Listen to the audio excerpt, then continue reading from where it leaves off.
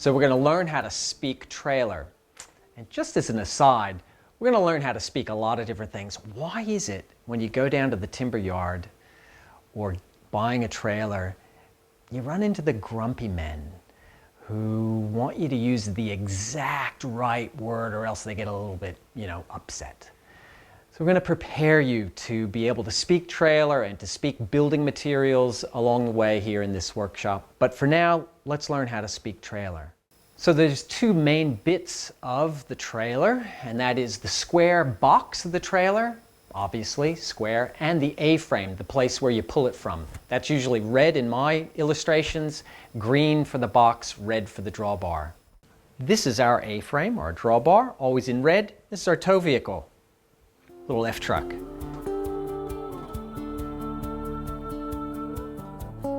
Now this is the bit that is on your trailer and connects to your tow vehicle. It's called a coupling.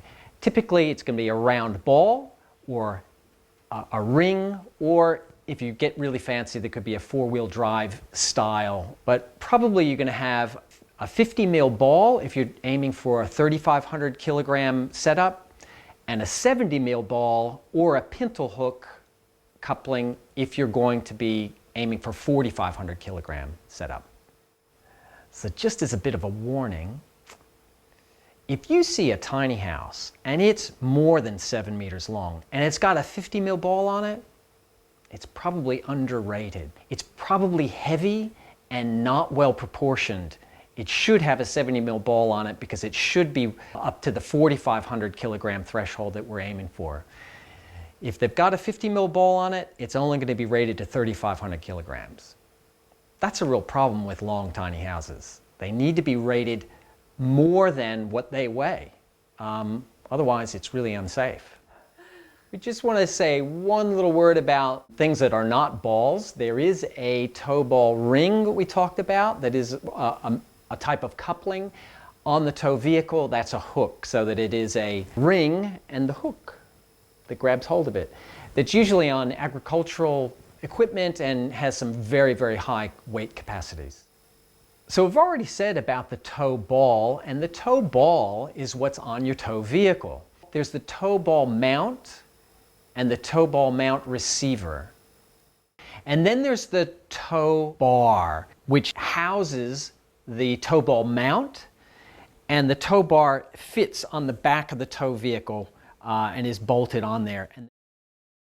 And the tow ball mount receiver is a part of that, and then the tow ball mount goes into the receiver there at the back of our little F-truck. So a very important part of your trailer is located on the drawbar, the A-frame. It's going to be a jockey wheel or a jack stand. Now what a jockey wheel typically does with something that's a bit lighter weight is you can still move the trailer around because there's a wheel there and it'll roll. Thing is, your tiny house is going to be much heavier than will allow that wheel to move much at all. Plus there's a very weak point in that jockey wheel which is just going to suffer, and you're not going to be able to get a jockey wheel rated high enough for your tiny house. My experience is dispense with the jockey wheel, just get yourself a jack stand, goes in the same place. Now when it's still a trailer, it is totally movable. This is how you do it.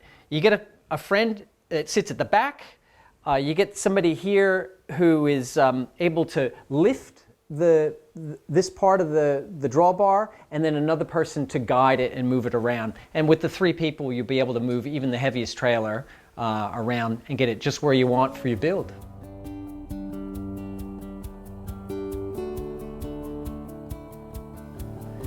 So we're going to dive right in and talk about the axles. Now we've got tires, which are the rubber bits. We've got the rims that are inside the tires. We have the hubs, and then we have the axle that connects the hubs. We've got two sorts of axles. There are square axles and there are round axles.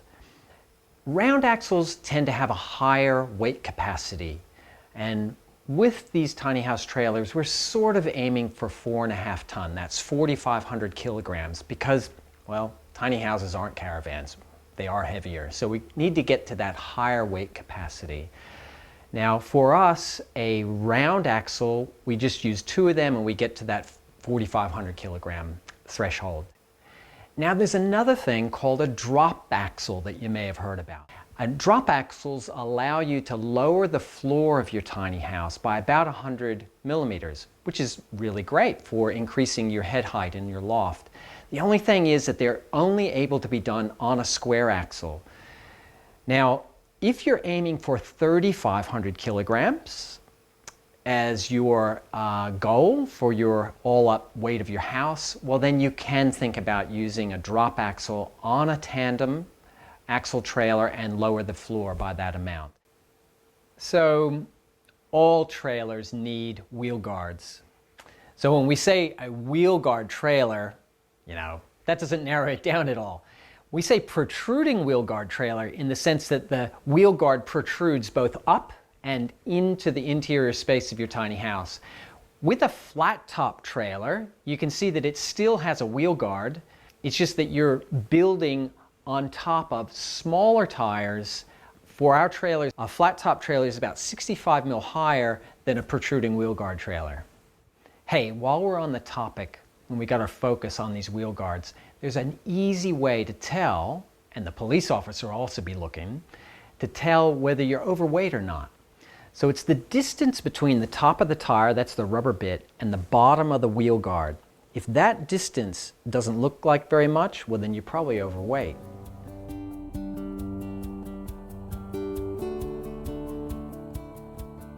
So as your trailer gets heavier, this distance between the top of the tire and the bottom of the wheel guard is going to get less.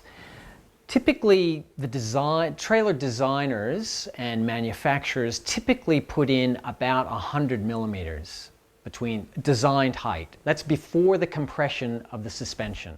But you can tell that as it gets heavier, this distance gets less.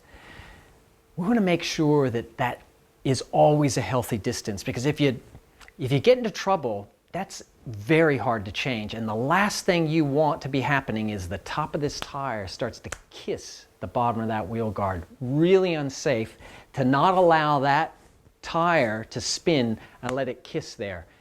So you want to design in a lot of room there. What I want to get to here is when things go wrong, this is one of the things that is very difficult to change. Once you've built your tiny house, it's tough to move those wheel guards up. So this is something when you have a look at a trailer that you're buying, have a look at the uncompressed suspension. You're going to want to see it in the range of about 120 to 150 mil distance there.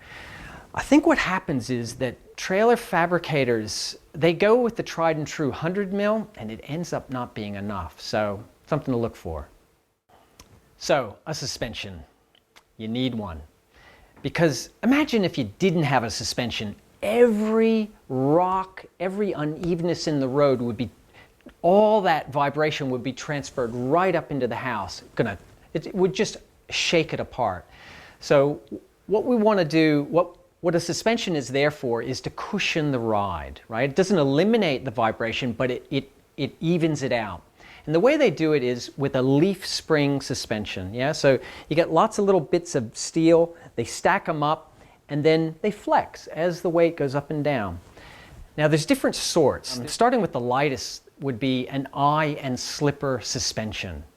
This sort of suspension, you'll see it on Gumtree every now and then. Someone's done a tiny house trailer, all eye and slipper suspensions. It's not going to be adequate because it's not a load sharing suspension. We'll come back to load sharing in just a minute.